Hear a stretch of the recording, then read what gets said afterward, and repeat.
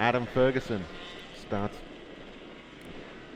Yeah, Adam Ferguson's starting out of position number 4 in his Anderson Mirage. Yeah, James, he's come And through the yeah, crossover. I've seen that, but he's still not going to get to the front row of the grid in time. As talking about Dan Lewis there, so I was going to mention that a little bit later. But anyway, Craig Brook starting out of position 5, Phil Silcock from 6, then Mike Nicholas and Brian Wild. Dan Lewis has caught onto the tail of the field as we go green. Fairly even start, so Tim Weir is going to lead them down into turn 1. Adam Ferguson has had a ripper start up in second position, although he's being attacked by Gareth Crisp instantly into turn 2, but certainly Ferguson's never been in second position in a race before. He's recently moved from the 125cc class into the 250 national class, so lots of extra horse for Ferguson here this weekend. Slightly heavy cut, and here comes Dan Lewis, rear of grid, the runner-up in the Australian Championship for 250 national class karts, has ripped through in the space of 3 corners from back of the grid to second place as he picks off Adam Ferguson on the exit of turn 3. The rest of the field files through. Phil Silcock, who's been the star of the 125cc class, is down at the tail of the field for this race. So Phil didn't have the best of starts. Tim Weir holds the lead. Dan Lewis there in second position. Then we see this battle here for third. Gareth Crisp, Adam Ferguson, and Sean Mabley. So Sean doesn't seem to like the rolling starts over much. He's bogged it down on almost all of the races thus far. But here's the race leaders. Tim Weir has been caught by Dan Lewis as they come across the stripe for turn 1. And Lewis tips it in and is now the race leader. It took exactly a lap for Dan Lewis to come from last to first. So they're side by side through turn 2, I should say, onto the back straight. Tim Weir is not quite ready to give up on the win. There's a change for third position as Sean Mabley powers through the field into third, blasting past Gareth Crisp, having already gotten Adam Ferguson. Now Ferguson's got to make his own arrangements because Craig Brook is right there now as well, but we see Dan Lewis in the Lewis Plumbing Racing Anderson Maverick running away from Tim Weir's Anderson Maverick. First and second. Car 8 and car 2. They're not quite identical, these two cars, while they're both gas powered Anderson Mavericks. They each have their own setups. Tim Weir is quite tall, so you notice that his helmet sticks quite a bit further up into the airflow compared to Dan Lewis. There's Doug Amos across the screen just then. Here comes Michael Nicholas into view in the 250 International Class kart, being chased by Brian Wild, and Phil Silcock is slowing. Phil's had a tremendous weekend up until this race. He's been cutting the fastest laps he's ever had around Queensland Raceway. This new Avoid Elise chassis for the Rockpress team has had Phil in big smiles ever since he got hold of the kart. There's Brian Wild in the Wild One Racing Stockman Honda. Oh, we've got a kart running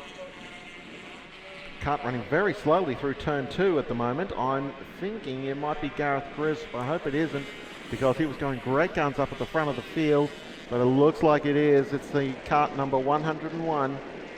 And dear oh dear. So, well, Lachlan Crisp already out of action with a broken car. So now brother Gareth is parked over there in the dipper. So Sean Mabley on screen now. He's holding the third position. Adam Ferguson and Craig Brook come into sight. There.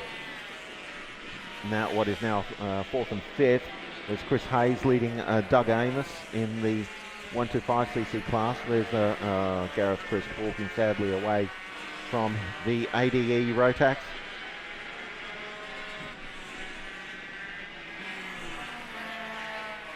We're watching the karts come down the front straight here. I can see that it looks like Craig Brook on screen, leading Chris Hayes and Doug Amos. Chris Hayes is our current leader in the 125cc class, ahead of Doug Amos. They're first and second in the 125 class. Doug Amos just flies through turns 1 and 2. That's a real momentum kart, that Yamaha powered Stockman. Has to be, really, because it doesn't have the pointy end of the RS125 Hondas that run in the 125 class. Back with the race leaders. Tim Weir, well, Dan Lewis is clear of Tim Weir, but he's not running away by any. It's 1.8 seconds is the gap. Lewis, then Weir, as we can see, first and second have got a huge gap on the fight for third. We see the battle for fourth on screen now. Craig Brook has caught up on the tail of Adam Ferguson. This was sort of how they raced the previous race, and Adam Ferguson in the light blue kart was completely unaware of how close Craig Brook was behind him. And then we go back to the 2-1-2-5 as Chris Hayes and Doug Amos, two young chargers of the 125cc brigade, going at it for the lead of the race.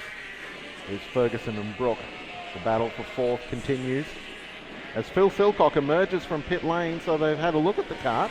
He's lost a couple of laps and back out on track once more. So Phil's coming back up to speed, and he rejoins just behind the his fellow classmates, Chris Hayes and Doug Amos. Now, while of course he's not on the same lap as them anymore, he's certainly got a target to race with for the remainder of this race. There's some fun element. Ferguson and Brook on screen here.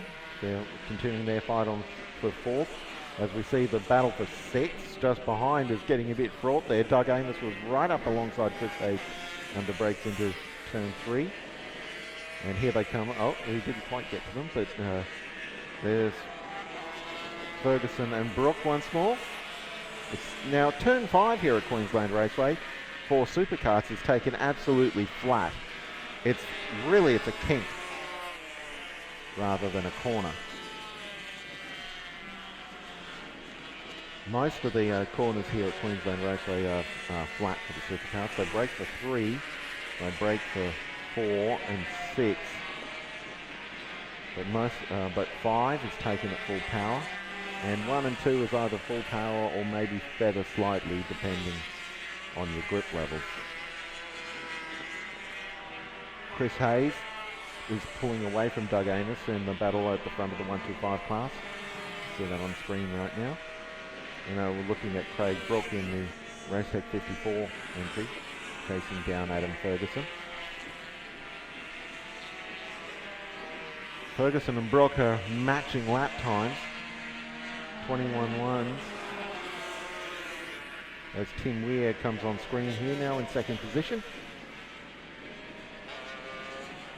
We go back to Ferguson and Brook. And tucked in behind them are the two 125s, of course, of Hayes and Amos, although Hayes is pulling away from Doug Amos now in the Bluff Racing Stockman. Ferguson in his new Anderson Mirage, being pursued by the later model Anderson Maverick here of Craig Brook. Both in their first full year of competition in Superkart racing. They're loving it at the moment. It took sort of 6 months for Craig Brook to develop into a consistent race finisher. They are a slightly technical class compared to some. So you do need to know what you're doing with tuning and rebuilding your Superkart. But once Craig's on top of that, he's been having a lot of fun. There's a kart slowing on back straight and pulling in to the dipper alongside into dead kart storage over there at the base of the dipper. Now, was that Craig Brook? I think it was. I think the number 54 kart has parked over there in the dipper. And the driver alighting from the vehicle as Tim Weir races onto the front straight here at Queensland Raceway, the Dick Johnson Straight. This is a filling station briefly on screen there. Wonderful canteen here at Queensland Raceway. You're a bit hungry, a bit peckish, pop on over, get yourself a drink and a burger. Tim Weir continues. He's fairly low in second position. Here's Michael Nicholas and Phil Silcock. And Michael Nicholas, the only 250 international entry here this weekend, running a bit under speed in this race actually. That's not the sort of speed you expect from a 250 international. Even an old one like Michael, who's been hauled in by a 125 kart there of Phil Silcock, which definitely shouldn't happen. So something's a bit wrong with Michael Nicholas's kart. See if he pulls into pits this time. No, he's continuing. So while he realises the kart's running a bit slowly, he's obviously what he can see from the instrument panel in the middle of the steering wheel, that he's not immediately concerned about the car's mechanical trim. Adam Ferguson now on his own in 4th position.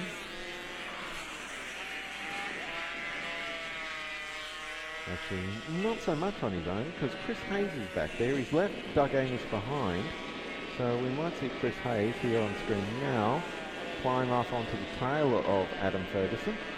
There he's Doug Amos, not quite able to keep up with Chris Hayes, and considering that it's a fairly stock Yamaha on Doug Amos's Stockman, he would find it a bit of a struggle to keep pace with Christopher Hayes' Honda-powered Stockman. Here we go. We've got there's Tim Weir, Phil Silcock and Brian Wild running together, both running 125s, not on the same lap, with Phil Silcock having lost a lap or two in the pits. Brian Wild got his Stockman MR2. Brian's got a couple of karts. He's also got an ICC style kart that he runs occasionally.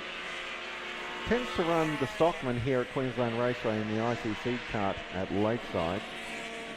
Just the karts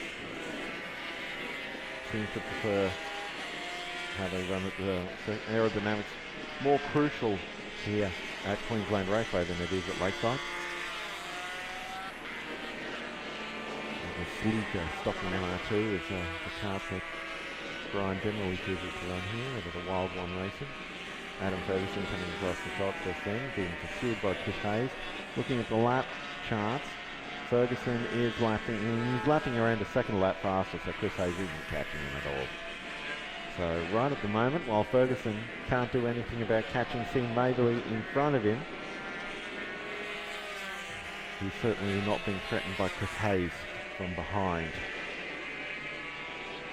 I haven't seen Sean Maberly for a bit. I hope he's still out there in 3rd position. The timing monitor seems to suggest that he is. Dan Lewis is lapping karts now. He's recently lapped 7th place Michael Nicholas.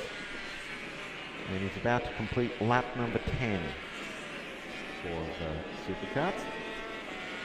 As Phil Silcock seems to be wounded again. As Sean Maberly comes on screen, there he is in the DHM Solutions Anderson Honda. Yes, it certainly has the Honda engine, the CR motocross engine on board his Anderson Maverick. Been running in a fairly lonely 3rd place all races. Adam Ferguson comes on screen again. He's thoroughly enjoying racing his new kart here this weekend, as Phil Silcock looks like he's rolling to a halt on the hanger straight. Chris Hayes crosses in front of the screen at the moment, and then Doug Amos in the white and blue Stockman MR2. Notice that some of the 125s, weight is such an issue for them, but they actually will take the rear wing off. Superkarts don't run a lot of wings, and there's not actually a lot of point in running it. You'll always see, you'd never really see twin element wings on superkarts because you can overpower them with too much downforce fairly easily. So they're fairly simple single element wings on these superkarts, as the last lap forward is hung out for Dan Lewis. Phil Silcock looks like he's limping around to the finish. He's travelling very slowly now, but he's on the last lap, so if he can just keep the kart going, then he'll get the points. Now that's got me thinking here with Phil's excellent performances in the previous races. is on course for a round win in the 125cc class. This would be put in jeopardy if he was unable to finish this race. So that's why he's staying out at the moment. If he can. Looking over at Snake Gully. Taking a long view at Snake Gully. Doug Amos negotiates turns 4 and 5. And we see our race leader Dan Lewis just crossing into view, looking down at turn 5, the exit of Snake Gully. And here's Dan Lewis, our race leader, the Lewis Plumbing Racing Machine. Coming up to turn 6 for the final time. And Dan has his 4th win for the weekend. For LPR, Anderson Maverick has been far too good all weekend. Dan Lewis takes the win. Now they're all pretty well spaced out. Tim Lear is around 11 seconds behind Lewis. And here comes Tim now. 13 seconds at the line, so Tim's had a bit of an issue on the last lap. His lap time blew out to 19. Michael Nicholas, 1 lap down, crosses the line in 7th position.